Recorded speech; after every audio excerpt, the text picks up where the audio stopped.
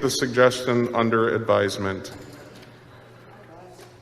Next up, we have the representative from the Chamber will come to order. We have we're going to be recognizing the representative from the 57th Assembly District, and this will be the first time that the chair has recognized this representative. So for the first time, the representative from the 57th has the floor. Thank you, Mr. Speaker. First of all, it's either the smartest thing or the dumbest thing to give my maiden speech after a 5-hour session. That remains to be seen. My pronouns are she, her, hers, and I come to the mic today as the proud representative from the 57th in the heart of Wisconsin's Fox River Valley. I acknowledge that I stand in this beautiful chamber on occupied ancestral Ho-Chunk land. Today's resolution, AR-15, is quite simply the latest effort on behalf of my Republican colleagues to perpetuate the myth of Wisconsin election fraud and attempt to further erode confidence in the democratic process that we as Americans are so fortunate to have. Nationwide, we have seen a simple two-pronged strategy. 1, cast doubt on the process. 2, make it harder to vote. Let's talk first about the first strategy, casting doubt. That's what this resolution is attempting to do. And I know we've had a last-minute amendment here, but before I go further, I want to read directly from the original resolution at hand so that those listening or those who have not actually read the resolution know exactly what this body was trying to say. Quote, "Whereas the integrity of our electoral process has been jeopardized by election officials who either through willful disregard or reckless neglect have failed to adhere to our election laws by and at various times ignoring, violating, and encouraging noncompliance with bright-line rules established by the statutes and regulations governing the administration of elections in Wisconsin." Please let that sink in. Essentially, it says that Wisconsin's election officials, women and men engaged in one of the most patriotic civilian duties, might willfully be negligent, careless, cheaters even, perhaps even liars.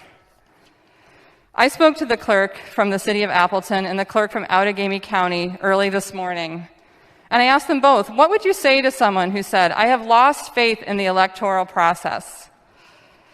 I do not trust the election results"? And they said, "It's public process, free, fair, and open all along the way. We take our oath seriously. The process itself, the policies and procedures are so dependent on various stakeholders working together along the way that it would be virtually impossible to commit."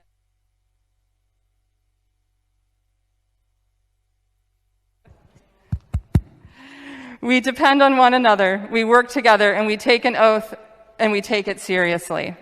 These are honest, honorable public servants. Across the state, audits, recounts, official canvasses, and court cases have all confirmed that our elections have been fair and transparent. Republican-led resolutions like this one are undermining public faith in elections and attacking the integrity of the process. The poll workers, the members of the Wisconsin National Guard even, all who worked hard to administer a safe, secure, and transparent election in spite of a global pandemic.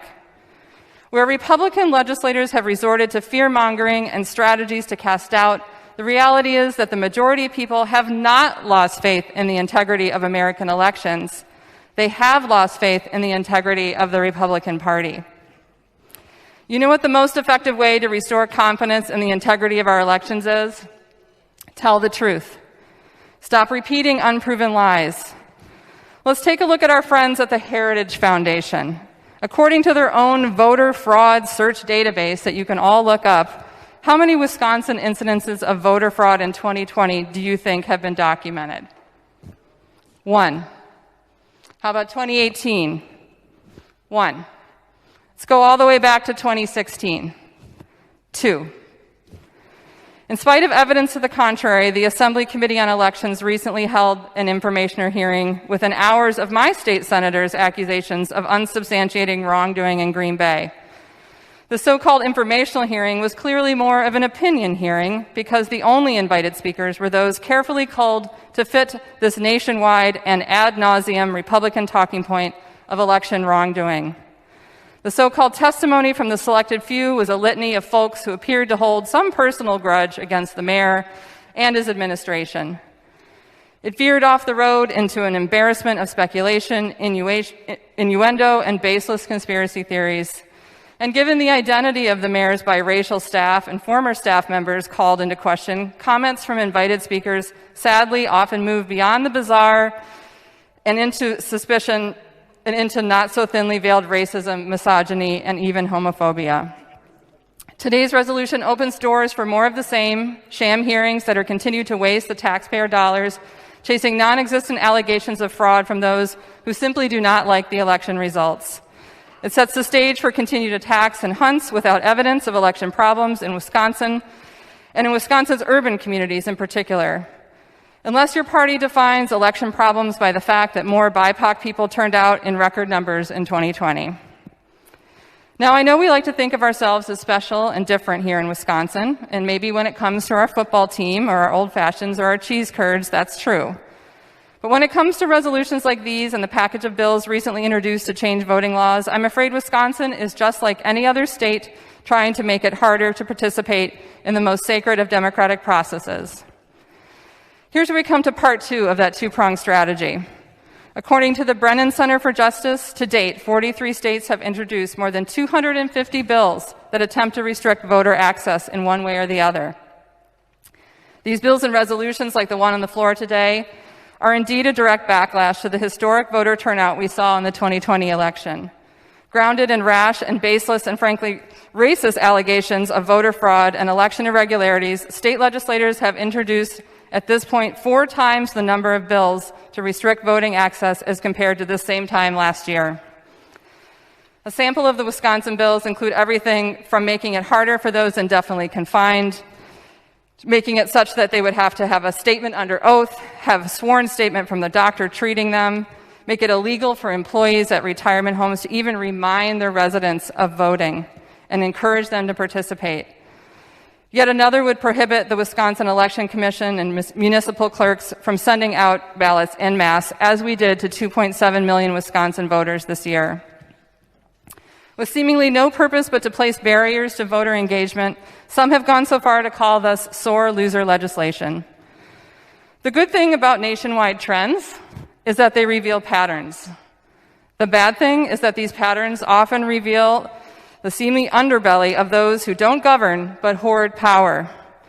Legislation like the spate of bills introduced over the past few months and this resolution are blatantly designed to appeal to the same extreme base who denied the overwhelming popular and electoral college vote by President Biden. They serve to diminish participation in the democratic process by people who frankly have no reason to support Republican policies. While Republicans may be in the majority in Wisconsin, they do not benefit when the majority of people vote. It turns out when you spend your career othering people, mocking them, vilifying their poverty or their need, stereotyping, well, people don't really like you. I always find it fascinating that the party of deregulation and small government is so hell-bent on creating as many hurdles as possible for the average, everyday Wisconsinite, while they will go to the mat for their special interest groups. Business regulation, Republicans espouse the need to remove red tape and administrative hurdles. Another preventable mass shooting in America, let's fight for gun violence prevention measures that would make it harder to purchase a deadly weapon. But voting? No deaths, just one documented incident of voter fraud? Sure, let's pile on the red tape. Let's add more hurdles, more steps, and complicate the process. The more regulation, the better, you seem to say. To be clear, what we are saying is that we can be okay watching people die from gun violence over and over again and do nothing, introduce no legislation, but yet even the most unlikely and remote possibility of voter fraud invites an avalanche of so-called voter protection bills. My friends, we are worried about the wrong things. I ask again, why is it that when it comes to empowering people to use their voice and to exercise their American right to cast a vote, some of you work so hard to suppress it? If grabbing or maintaining power means casting doubt about the integrity and the professionalism of our election officials, restricting voter access, voter rights, or voter information, you're not acting as a public servant. You're acting as a bully. If it means suppressing participation and diminishing confidence in the democratic process, this doesn't make you powerful, it makes you afraid. If you think protecting democracy by undermining participation in the process, you are not governing, you are indeed unpatriotic. Mr. Speaker, Assembly Resolution 15 is sadly just another attempt by my Republican colleagues to erode faith in our democracy and the Wisconsin election process, and this vote should be no.